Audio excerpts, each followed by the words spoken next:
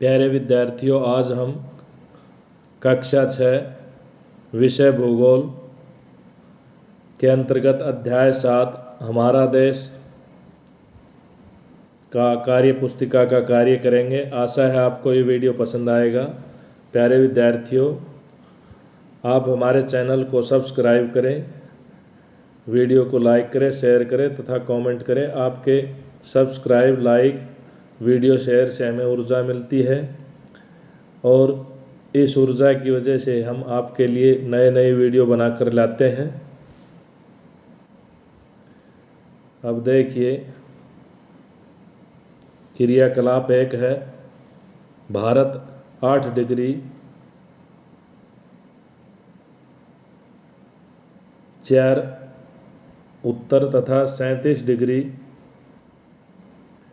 6 उत्तरी अक्षांश के बीच उत्तर से दक्षिण 3200 किलोमीटर तक फैला हुआ है।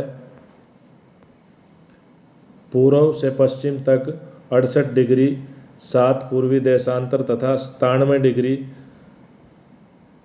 25 पूर्वी देशांतर के बीच 2900 किलोमीटर तक फैला हुआ है। भारत की जनसंख्या 2001 के अनुसार 1 अरब है और 2011 के अनुसार 121 करोड़ है। भारत की मानक देशांतर 82 डिग्री 30 पूर्वी देशांतर के स्थानीय समय से निर्धारित होता है। अब देखिए, भारत के पड़ोसी देश जो 3 ओर से भारत से घिरे हुए हैं, इधर लैंडलॉक हो गया, इधर लैंडलॉक हो गया, इधर लैंडलॉक हो गया, इधर लैंडलॉक हो गया, इधर लैंडलॉक हो गया। तो इसका उदाहरण नेपाल हो गया और इसका उदाहरण भूटान हो गया।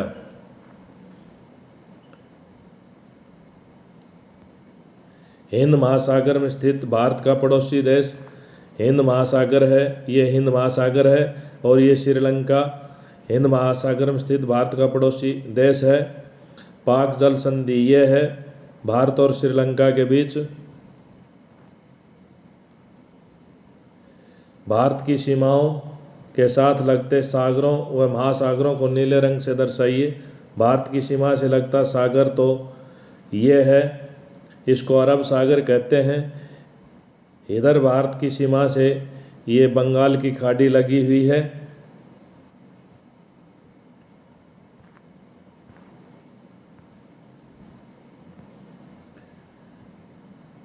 मानचित्र में अपना राज्य तलाशना है। यहाँ ये हमारा राज्य है, इसकी राजधानी चंडीगढ़ है। इस जगह पर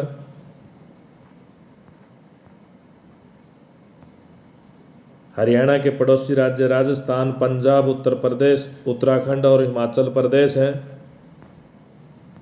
उन राज्यों के नाम लिखो जिनकी सीमाएं समुद्र से लगती हैं। गुजरात, महाराष्ट्र, गोवा, कर्नाटक और केरल की सीमाएं अरब सागर से लगती हैं। तमिलनाडु, आंध्र प्रदेश, उड़ीसा और पश्चिम बंगाल की सीमाएं बंगाल की खाड़ी से लगती हैं। भारत के सबसे उत्तर में हिमाचल प्रदेश है, सबसे दक्षिण में तमिलनाडु है। वैसे भारत के सबसे उत्तर में जम्मू और कश्मीर है। जम्मू और कश्मीर को केंद्र शासित प्रदेश बना दिया गया है, इसलिए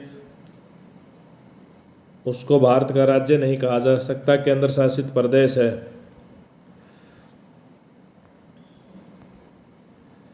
भारत की राजधानी नई दिल्ली है और हरियाणा की राजधानी चंडीगढ़ है।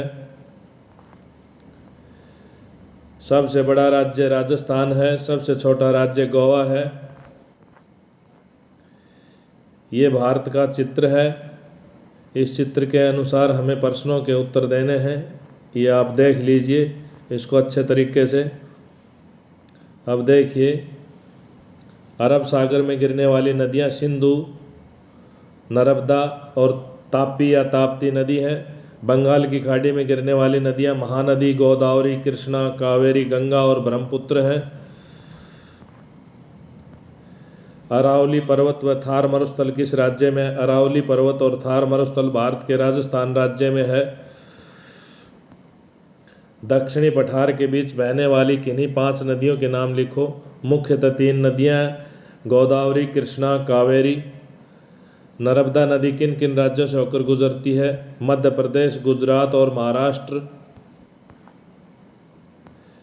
विशाल उत्तरी मैदान में बहने वाली नदियों के नाम लिखो। सिंधु, गंगा और ब्रह्मपुत्र।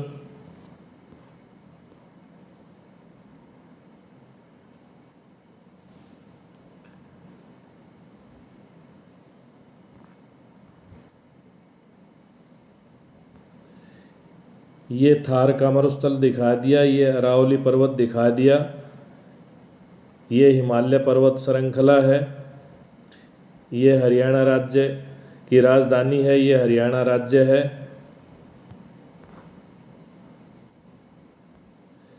ये पूर्वी घाट दर्शा दिया नक्शे में, ये पश्चिमी घाट दर्शा दिया।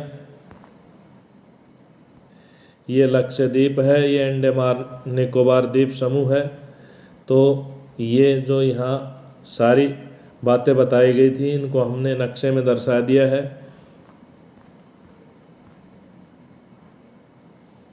अब देखिए कर्क रेखा भारत के 8 राज्यों से होकर गुजरती है।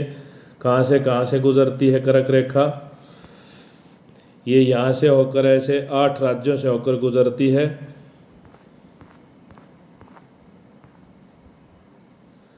ताप्ती नदी अरब सागर में गिरती है। उत्तरी मैदान नदियों द्वारा लाए गए जलोढ़ निक्षेपों से बना है। मुख्य नदी में आकर मिलने वाली सरिता को सहायक नदी कहते हैं।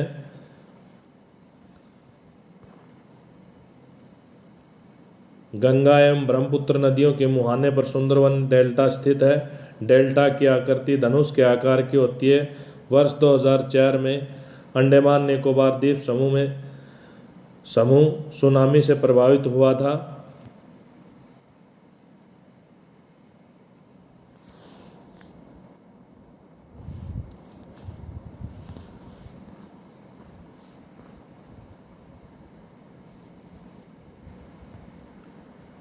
अब देखिए क्रियाकलाप 5। विश्व की सबसे पुरानी पर्वत श्रृंखला अरावली। विश्व की सबसे नवीन पर्वत श्रृंखला हिमालय। भारत के पश्चिम में स्थित शुष्क रेतीला स्थल थार का मरुस्थल। हिमालय के दक्षिण में स्थित पर्वत श्रृंखला शिवालिक।